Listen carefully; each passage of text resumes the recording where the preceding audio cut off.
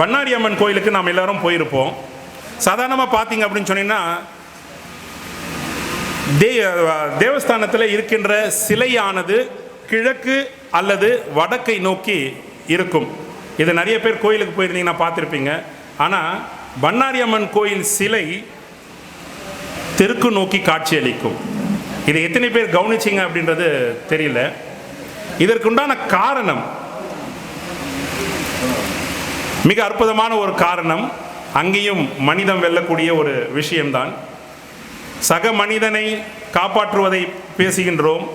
இந்த கதை, பண்ணாரி அம்மனின் கதையை கேட்டால் கடவுளே இறங்கி வந்து சக மனிதனுக்காக தான் இந்த தெற்கை நோக்கி அமர்ந்ததாக கதை சொல்கின்றது.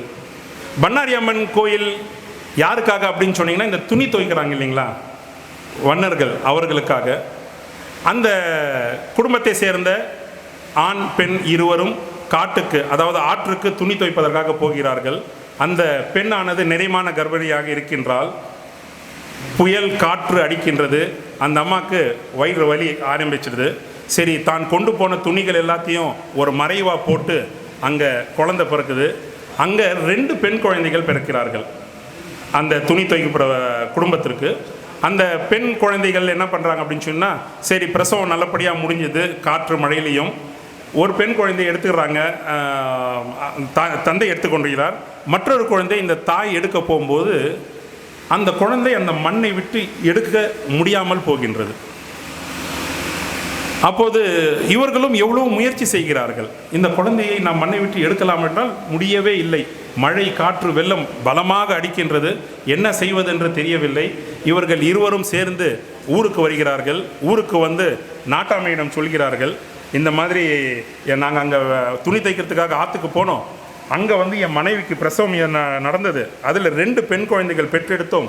ஒரு பெண் குழந்தையை நாங்கள் தூக்கி வந்து விட்டோம். ஆனால் இன்னொரு பெண் குழந்தையை என்னால் தூக்க முடியவில்லை. எல்லாரும் வாங்க அப்படின்னு சொன்னீங்கன்னா ஊரோடு சேர்ந்து எல்லாரும் அந்த பெண் குழந்தை எடுப்பதற்காக போகிறாங்க. போனால் அந்த காற்று மழையில் அந்த பெண் குழந்தை அங்கே இருக்குது. எடுக்கவே முடியல.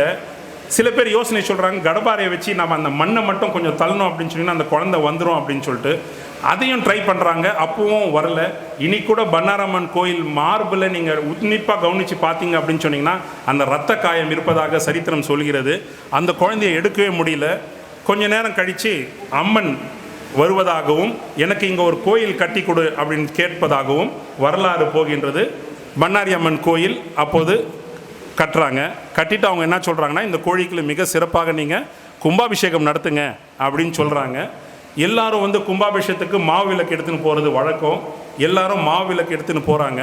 ஆனால் இந்த ஏழை துணி துவைக்கிற குடும்பத்தில் மாவு விளக்கு எடுத்துன்னு போகிறதுக்கான வசதி இல்லாதனால புளியங்கொட்டையில் அந்த மாவு விளக்கு செஞ்சு இதை எடுத்துன்னு நாம் சாமி பக்கம் போனோம்னா யாருன்னா தப்பாக நினைப்பாங்க அப்படின்னு சொல்லிட்டு ஆப்போசிட் டைரக்ஷனில் நடந்து போனதாகவும், என்னுடைய பக்தன் எனக்காக செய்த இந்த வேலைக்காக நான் அவனை நோக்கி செல்வேன் என்று பண்ணாரி அம்மன் கிழக்கும் வடக்கும் நோக்கி அமராமல் தெற்கு நோக்கி காட்சி அளிப்பதாக சொல்கிறார்கள்.